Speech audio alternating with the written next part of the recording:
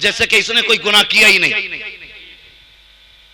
और खुदा के बंदे, किसी को कहने से पहले अपने आप को सोच, अपने आप को सोच। सुने मेरी बात, मुझे बड़ी तकलीफ है, चंद दिन से बड़ी तकलीफ से गुजर रहा हूं मैं। हाँ, एक बच्ची का एक दिन फोन आया, वो कहने लगी मौलाना दुआ कर दे कि अल्लाह इतना दे दे कि मेरा अपना घर बन जाए। सुनना बहुत गौर से भाइयों, तुम भी सुनना। लोग कहते हैं नहीं नहीं मैं सगा भाई हूं उसका, मैं पूरी जिंदगी ख्याल करूंगा। सुनो, भाई का बहन का फोन है और अभी जिंदा है सब, कोई दूर की बात नहीं है। सुने, कहने लगी मौलाना दुआ करना हजरत जी कि मेरा अपना घर बन जाए। मैंने कहा अल्लाह बेहतर करे, इंतजामात करे। और उसके बाद कहने लगी मैं एक बात आपसे कह सकती हूँ। मैंने कहा कहो बहन। रोने लगी। उसने कहा कोई दुआ ऐसी भी कर देना कि मेरे बाप और मेरे भाई बस मुझे अपनी बेटी और अपनी बहन समझने लगे। मैंने कहा बात क्या है? उसने कहा 11 साल हो गए मेरे निकाह को, मेरे बाप ने 11 साल पहले मेरा निकाह किया था और आज तक कभी मेरे बाप का खैरियत पूछने तक फोन नहीं आया। लोग कहते हैं बारिश नहीं हो रही, कहां से होगी बारिश? जिस जमीन पे बेबस के आंसू गिरते हैं उस जमीन पे पानी नहीं गिरा करता है। हाँ, उसने कहा मेरे बाप का फोन तक नहीं आया। उसने कहा 2 मरतबा घर गई हूं, एक मां की मौत पे घर गई थी, एक भाई की मौत पे घर गई हूं। और उसमें भी उसने ये कहा जितने दिन मैं अपने घर पे गई ना, मैंने अपना राशन खरीद के अपने बच्चों को पका के खाना खिलाया। कहने लगी मेरे बच्चे मुझसे पूछते मां दुनिया में सबके रिश्तेदार होते हैं, क्या हमारा कोई रिश्तेदार नहीं? दुनिया में सबके अपने होते हैं, 11 साल एक घर में घुटते हुए हो गए, कभी किसी ने हमें बुलाया तक नहीं। ये कहते कहते वो बेटी रोने लगी। वो भाई मैं क्या जवाब देता उसे? मैंने कहा बाप नहीं, उसने कहा है। कहा भाई का भाई भी है। मैंने कहा गरीब है, कहा नहीं जमींदार है। मैंने कहा फिर ऐसा क्यों कर रहे हैं? कहा मैं नहीं जानती और मुझे बता। मैंने कहा कभी तूने अपने भाइयों से हक नहीं मांगा? उसने कहा मैंने अपने बच्चों के लिए एक वक्त का खाना मांगा तो हमारी भाभी ने हमारा हाथ पकड़ के घर से निकाल दिया। कहा मौलाना जिस दिन से ससुराल आई हूं बाप ने पीछा छुटाने के लिए 15 साल की उम्र में निकाह किया था। जिस वक्त निकाह किया उस दिन मेरे बाप गरीब थे, आज अमीर हो गए हैं, पैसे वाले हैं, जमीन वाले हैं। ओ यार बेटियों से यूं दामन न छुड़ाया करो, बेटियों से यूं रिश्ते न तोड़ाया करो। तुम्हें नहीं लगता है बेटियों की जिंदगी कितनी मुश्किल होती है कि आज हर घर का झगड़ा नकी है, बात बात में कहते हैं तलाक दे दी जाएगी। पूछो अल्लामा साहब से, ये साहब क़िबला से पूछो, कारी साहब क़िबला से, इन उलमा से पूछो। ये बड़ी जमात बैठी हुई है, आए दिन तलाक के झगड़े हैं, आए दिन बीवियां छोड़ने के झगड़े हैं। बेटे किसी की बीवी को, किसी की बेटी को तलाक न देना, किसी की बच्ची को घर से गाली पक्के न निकालना। तू नहीं जानता है जब किसी की बेटी का घर उजड़ जाता है तो बाप के जिगर पे क्या गुजरा करती है। बाप तो बूढ़ा हो जाता है बेटी को जवान करने में, लेकिन बेटियां जब तलाक के बाद खराया करती है उसके बाद बाप के जिगर पे क्या गुजरती है। खुदा की कसम अगर वो दर्द पहाड़ों पे डाल दिया जाए तो पहाड़ों के कलेजे फट जाएंगे, लेकिन हम घर उजाड़ने में देर नहीं करते।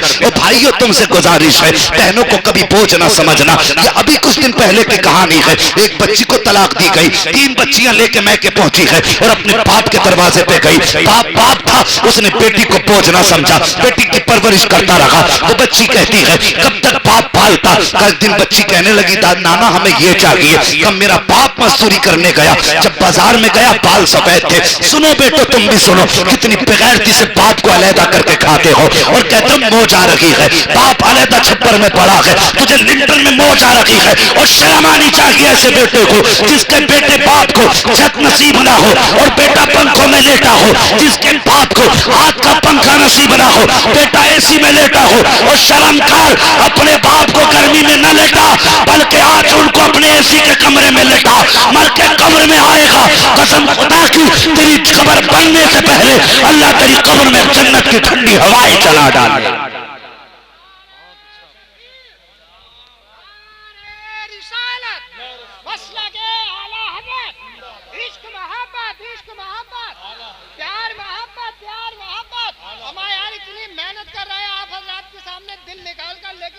बस तवज्जो करें और मेरी बात सुने प्यारे, खुदा के वास्ते बारिश चाहते हो तो अपने माँ बाप को राजी करो, अपने माँ बाप को राजी करो। और उस बच्ची की बात सुनो, उसने क्या कहा मालूम है? वो कहती मैं बाप के घर आ गई, मेरे बाप ने देखा भाई खर्च देने तैयार नहीं है ना, तो बाप मेरा थैला उठा के बाजार जाने लगा, मार्केट मतलब मजदूरी करने के लिए। मैंने कहा अब्बा किधर? उसने कहा बेटी बच्चों के लिए कुछ तो लाना पड़ेगा, अभी मैं जिंदा हूं तुझे हाथ फैलाने नहीं दूंगा। बाप बाप होता है। बेटियों से भी गुजारिश है, खुदा के वास्ते गलत कदम उठाने से पहले एक बार बाप की जिम्मेदारी समझ लिया करो, समझ लिया करो। हाँ, किसी को फोन लगाने से पहले एक बार बाप के सफेद बालों को सोच लिया करो। जब तुम्हें दुनिया धक्के देगी और धोखे देगी तब यही बाप तुम्हें सीने से लगाएगा, यही बाप सीने से लगाता है। उसने कहा बेटी मैं तुझे किसी के आगे हाथ फैलाने नहीं दूंगा। मार्केट गया, लोगों ने कहा तेरी उम्र नहीं कमाने की, हाथ जोड़ के कहने लगा मेरे घर पे मेरी बेटी भूखी बैठी है, कम से कम दे देना पैसा, लेकिन मजदूरी करा लो। अल्लाह अकबर। कहती मेरे बाप ने मजदूरी की, पाला, लेकिन बाप कब तक पालता? एक दिन बाप की मौत का दिन करीब आया, उसने भाइयों को बुलाया, वो बुला के कहने लगा सुन मैं जा रहा हूं, अपनी बहन को कभी लावारिस मत होने देना, ये बड़े दुख उठा के आई है, बड़े दुख उठा के आई है, इसे अकेला मत छोड़ना। तो वो कहती मेरे भाइयों ने बाप की चारपाई के पास खड़े होकर कहा था अब्बा हम वादा करते हैं जैसे तुझे बेटी से प्यार है वैसे हमें भी बहन से प्यार है। मगर वो कहती अभी 40वां ही हुआ था बाप का। भाई कहने लगे तू कहीं और जाके रहे, तेरी वजह से घर में झगड़े हो रहे। मुझसे कहने लगे अगर तू कहे तेरा घर कहीं और ले दे, तो वो कहने लगी मैंने कहा कि मेरे घर की जरूरत नहीं है, मैं अपने बाप की छोटी से झोंपड़े में रह लूंगी, तुम कहीं और जाके घर बना लो अपना। कहा मैंने इतना कहा, मेरे भाइयों ने हाथ पकड़ के मुझे घर से निकाला और दरवाजा बंद कर दिया। मेरे बच्चे रो के मेरा मुंह देख के कहने लगे माँ अब किसके दरवाजे जाएंगे? उसने कहा मैं बच्चों को लेके बाप की कब्र पे आई और मैंने आके कहा अब्बा क्या अच्छा होता कि कम से कम एक कमरा हमें दे के आ गया होता। खुदा के वास्ते आज जो बारिश नहीं हो रही है ना, झांक के देखना कहीं कहीं हमारे रिश्तों में दरारें हैं। इसे छोटा गुनाह मत समझना। मेरे हुजूर ने मिंबर पे बैठ के एक दिन कहा था, फरमाया था जिससे अपने नाराज हो वो मेरी महफिल से उठ के चला जाए। ये छोटा गुनाह नहीं है, बहुत बड़ा गुनाह है। फरमाया जिससे अपने नाराज हो वो मेरी महफिल से उठ के चला जाए। एक नौजवान उठा, उठने के बाद अपनी खाला के दरवाजे पे गया। खाला कलमा पढ़ने वाली नहीं थी, हुजूर की दुश्मन थी खाला, हुजूर की मुखालफत करती थी खाला। गया खाला के दरवाजे पे और जाके कहने लगा खाला मुझे माफ कर दे। उसने कहा आज अचानक मेरे दरवाजे पे? तू तो जब से तूने कलमा पढ़ा मेरे दरवाजे पे नहीं आया, आज क्या करने आया है? उसने कहा अगर तू माफ नहीं करेगी तो मेरा महबूब नाराज रहेगा। खातून कहने लगी कौन है तेरा महबूब? कहा कि जिसको तू गाली देती वो मेरा महबूब है। कहा क्या कहना चाहता है? कहा आज उसी महबूब ने कहा है जिससे उसके अपने नाराज हैं उससे मैं भी नाराज हूँ, जिससे अपने नाराज हैं वो मेरी महफिल में ना बैठे। कहा खाला अगर तू माफ नहीं करेगी तो मैं उसकी महफिल में नहीं जा सकता। अल्लाह अकबर। कहा उसने ये नहीं कहा कि सिर्फ अपने नाराज से मुराद कलमा पढ़ने वाले नाराज? कहा नहीं, उसने मजहब की कैद नहीं लगाई है, उसने मिल्लत की कैद नहीं लगाई है। कहा फिर? कहा बस मुतलकन कहा है अगर तू नाराज तो वो भी नाराज है। उसने कहा फिर सुन ये फैसला यहाँ नहीं होगा। कहा कहाँ होगा? कहा वहां चल जहाँ तेरा महबूब बैठा है, मुझे भी लेके चल।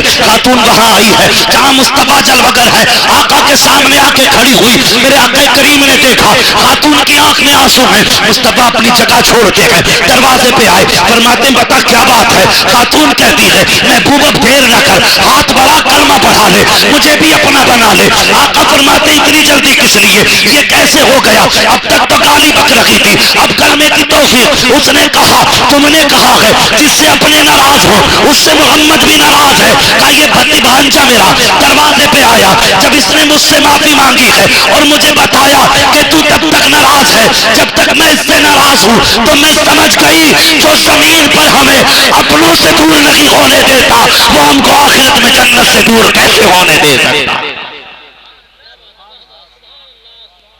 की मोहम्मद से वफा, तूने तो हम तेरे हैं, ये जहां चीज है क्या लोहो कलम तेरे हैं।